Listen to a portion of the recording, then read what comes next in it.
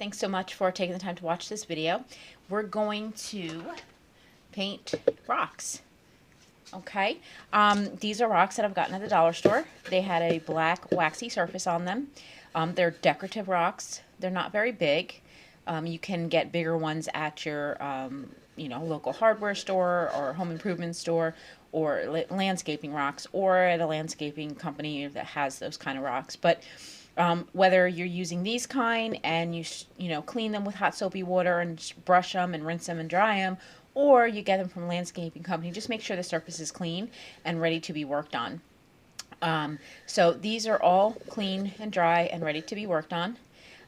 What I'm going to use is white acrylic paint. I have a little bit here in the lid. I use dollar store Tupperware storage container, sorry. And in this case, I just use the lid as my palette. So what I'm going to do here is show you, basically not really complicated. I have my paintbrush already. I've got my paintbrushes from the dollar store as well. Just have it in some water, so I'm going to just dry it off and make sure it's dry. Okay, and I'm just going to take a little bit of paint. Okay, a little bit of paint, and I'm just going to start covering the surface. It's kind of thick. This is acrylic paint that you can get at any craft store. I've not been able to find it at the dollar store just yet.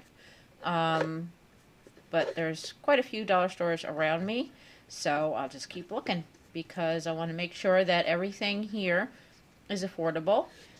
This is a really big tube of acrylic paint, so you only need a little bit. So even if you have to buy a big container, that's okay. You're going to use it many, many times, and you don't use a whole lot. What I had here was just a dollop, and I've done seven. This is my 7th one. This will be my 8th rock, and I still have plenty left. So I'm just going to paint these up, and I'll be right back. Finishing up the second one. I'm just doing the top layer because if I do the bottom layer, then I have nowhere to set it. If you're going to do the whole rock, then I would do one layer, one coat, and then let it dry for a little bit. This can be kind of sticky stuff, but some of these rocks, when they're darker like this, actually need 2 coats for them to really be white and vibrant. So I would recommend doing 2 coats on these dark rocks like that. So I've done those. I'm going to go ahead and just pull out some ones that I did earlier so that you can see. These all have 2 coats on them. They're a lot brighter. So that helps make the other colors that you're going to use pop a little bit better. Okay, now I'm going to grab some of my paint. I got, not too long ago, I got this, I got a package actually for rock painting, and it came with these paints. They weren't really good. They weren't dollar store, but they were a similar store where everything was pretty inexpensive, and they weren't that great. The whites weren't really great. It's not acrylic, so but I found that when I used the white, the acrylic, then when you use these colors, they came out really nice. And I just basically pop them open, ideally, pop them open. And then you can just use, let me clean my brush. You can use whatever colors you want to make designs and stuff like that. This is a great activity to do with kids, of course. So, actually, I'm going to get my other paintbrushes. Because, and I don't know if I already mentioned, but I got the paintbrushes at the dollar store as well. And that's a good thing because when you're working with kids, they have a tendency to be very hard with the brushes.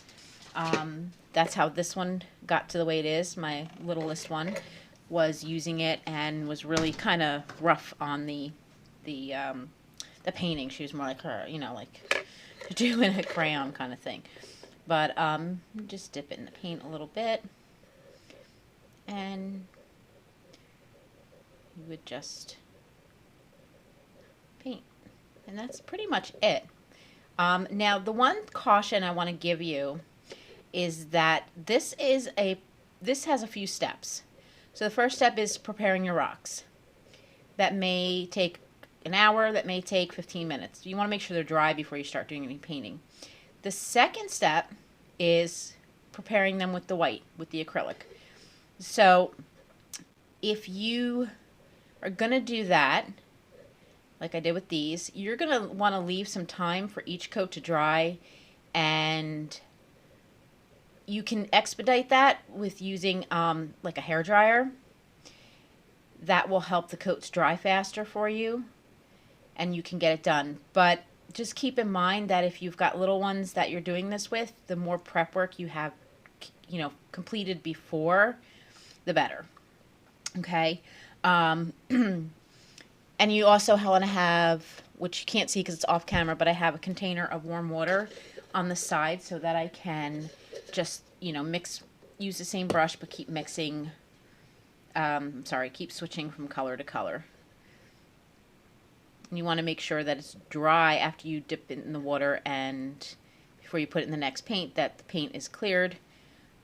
So in this case, I want to make sure all the pink paint was out of it and that the paintbrush was dry before dipping it into another color. Otherwise, you make your paints watery, which isn't the end of the world, but it can be a little frustrating when your paint starts running, stuff like that. You, of course, can use markers. You can use stickers. You can use pretty much anything you want over it, really. But once the acrylic, the white base coat is dry, then you're free to just do whatever. So that's just one I did there. I'm going to try another set of paints and see. I'll be right back. I'm going to switch things. Okay, so what I have here is I got a 6-pack of finger paints from the dollar store. And I'm going to use the blue, and I'm going to see how that works on top of the acrylic. I'm going to use a bigger one. So I'll put this one.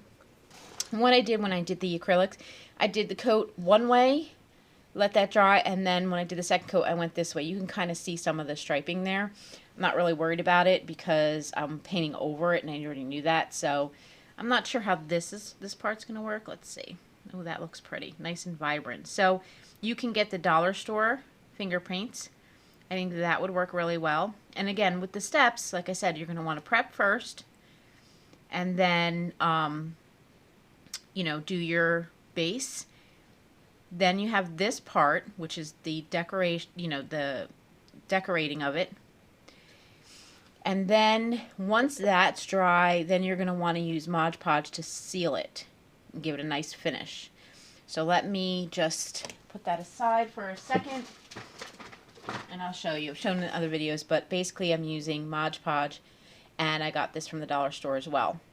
So once this is all dry, I would go over it with this, a decent layer, let it dry, and then I've got my painted rocks. And that's pretty much it. The only other thing I would mention is if you're doing these kind of rocks, your local town might have one of those, I don't even know what it's called, but people find these rocks, they re-hide them, they post it online, and basically what happens is they'll put a hashtag on the back of the rocks, and you can do that with marker. It's easier, I think, to read with marker or pen or whatever, but once you've had a decorated one, you would put the hashtag, your town, in this case, this town would be Jackson, New Jersey, rocks. Okay, so let's say you're in Vegas, it would be Vegas rocks, something like that, but the hashtag goes first, and you can search Facebook or even just Google and put in hashtag your town name and the word rocks all in one word, and see if you have a local community Facebook page or something like that where people are going out hiding rocks, they're showing pictures of rocks they've found with the hashtag and everything like that, and it's kind of cool to see how far these rocks travel. There have been ones that have been posted that were actually in other countries, and that's pretty cool. Not just like not just the U.S., but even when they travel across the U.S., that's pretty cool to see your town represented somewhere across the U.S. So that's basically it. I hope that was helpful for you. I hope you enjoyed it, and I really would love to hear how well this is working out for you, if the kids are enjoying it, and just getting to hear back from you. You can leave a comment below if you have any questions. Feel free to leave questions. Also, don't forget to subscribe, and I will see you in the next video.